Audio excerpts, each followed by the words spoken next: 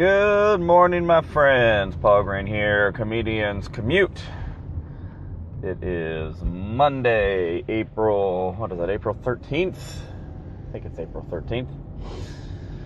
So, had a fun weekend. Obviously went to Universal Studios with my work on Friday and got back early Saturday morning. Funny little story. So when we were driving back, our bus actually had some mechanical problems, and we had to stop at this Flying J, and the bus driver was kind of freaking out and said, I'm not exactly sure what's going to happen here. We may need to swap buses or whatever. And he said it might be a couple hours. And so it's like 2 a.m, and we're all hanging out at this Flying J. This Flying J, there's a Wendy's attached to it. And we're hanging out there. And this is one of those Flying J's that's, obviously a popular stopping point for truckers. And this Flying J evidently has showers that are available for truck drivers. And what was funny is about every 5 minutes, this guy would come over the loudspeaker and be like, there are available showers for any truckers, or whatever he would say. Anybody looking for a hot shower, there are available showers now. And he kept saying that so often that after a while it just started to sound a little creepy. Just like, come on, there's showers available. If anyone wants to take a shower, you could come take a shower right now, or now. If you want to take a shower, there's showers available. I just pictured like this kind of like creepy dude, like in a room with like a 2-sided mirror to where he could see everybody coming in to take showers. Who wants to take a shower? Anyone? Would you like to take a shower? Sure, you can take a shower now. So we listened to that for about an hour.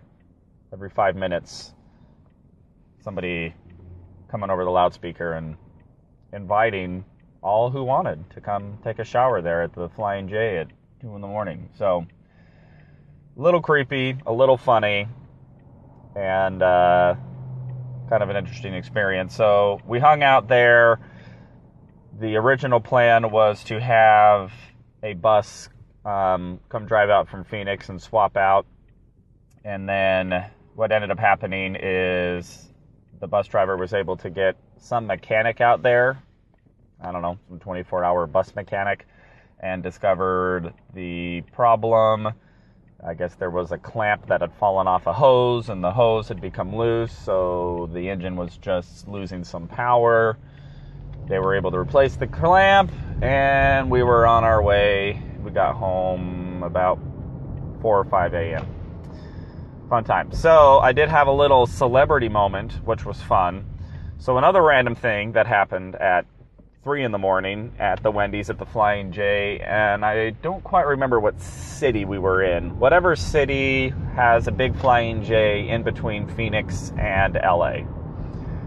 And so I'm sitting there in the Wendy's, I'm talking to a coworker, and then I see out of the side of my eye that somebody is staring at me through the window, and I look over, and it's a friend of mine named Justine, who is now performing with the Jesters, the improv troupe that I performed with for a long time, and she's staring at me through the window, which was weird because I don't work with her, which means somehow she just happened to be at the same Flying J at the same early hour on a Saturday morning.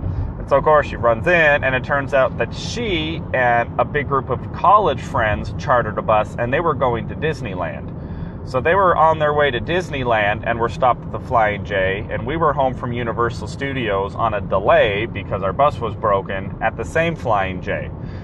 And what's more is Justine goes to a college called, I'm going to mess this up, I think it's Arizona Christian University, ACU. And ACU loves the Jesters and hires them to do a show for their school, I think maybe once or twice a year. And when I was performing with Jesters all the time, I'd always go perform in those shows. And so a lot of the staff and the student body knows who I am and knows who the Jesters are. So I'm talking to Justine, but then these students from ACU start coming into the Wendy's, and like 5 or 6 of them were like, "Hey, you're that guy from Jesters, it's Paul," or whatever. And they came in and were like shaking my hand. It was like they ran into a celebrity at the Flying J at 3 a.m. at Wendy's.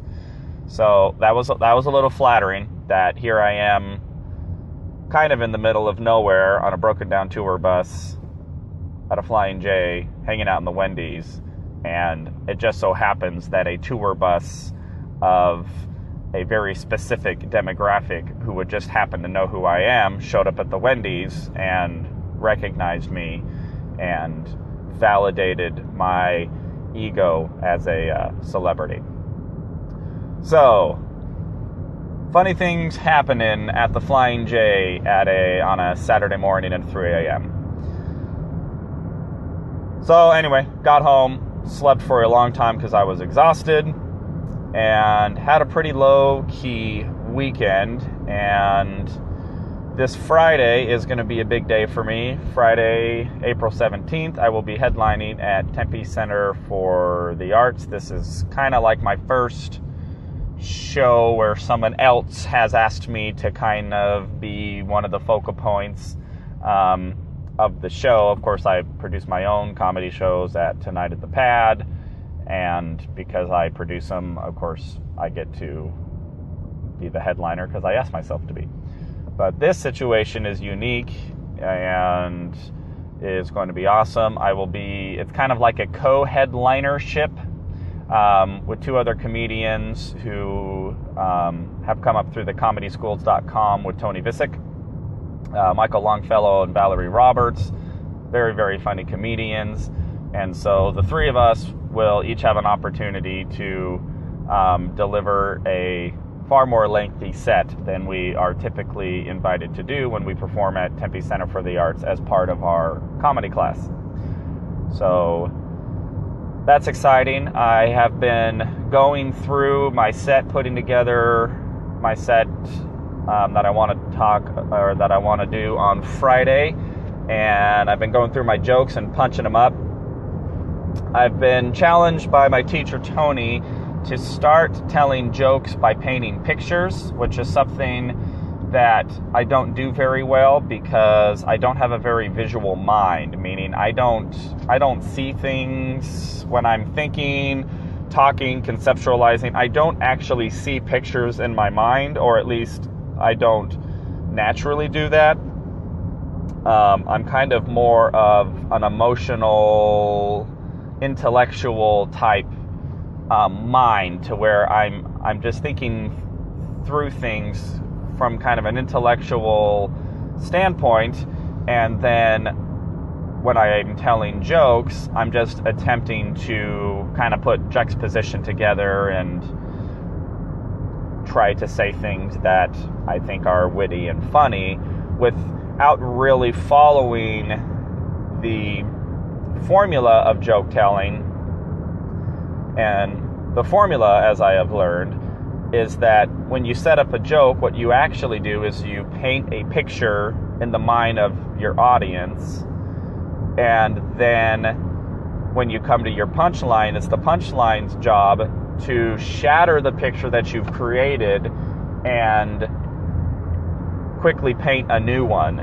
And whatever it is that causes that picture to be destroyed and to be repainted as something else is what causes the humor, is what makes people laugh.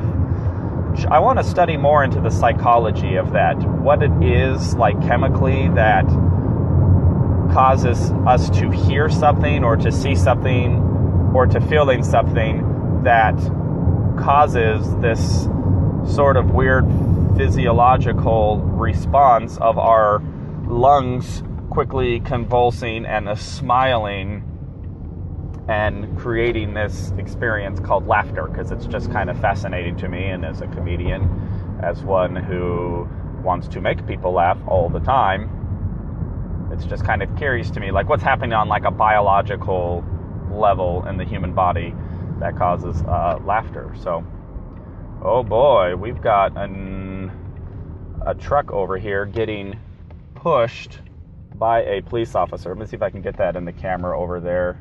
It's going to be off to your left in the back. I don't think I'm going to be able to get it in camera. Yeah, there was this large red truck, and there's a police car literally just behind it pushing it off the road, and all of the cars behind it were stopped. So some police officers doing a good little turn today, helping somebody with some engine failure. Maybe his truck lost a hose. Maybe there's going to be a 2-hour delay. Maybe he needs to go to a Flying J. Maybe he needs to take a shower, because there's showers available. Do you guys want to take a shower? Does anybody need a shower right now? You could take a shower if you need one, or you could take one in a few minutes. Plenty of available showers. But anyway, so I have been working on revamping my set to try to make it more impactful by trying to picture in my mind, which is the first thing. I need to train myself to start seeing what it is that I'm talking about, which I can do. It just doesn't happen naturally for some reason. My mind is just not it's just not graphical. My creativity doesn't do that naturally. So that's something that I'm going to need to start working on, is trying to actually picture in my mind what it is that I'm talking about. And that way, when I'm ready to start setting up my punchlines, I can actually see the picture that it is that I'm about to shatter and start to see what it is that I'm replacing it with. And hopefully that'll help me be more impactful as a comedian. So that's what I'm going to be working on this week, going through, revamping the set, tightening it up, and talking more in pictures. So I am now at work. This has been Comedian's Commute with Paul Green. You can check me out at paulgreencomedy.com or comedianscommute.com. And hope you all have a wonderful day, and I will talk to you tomorrow.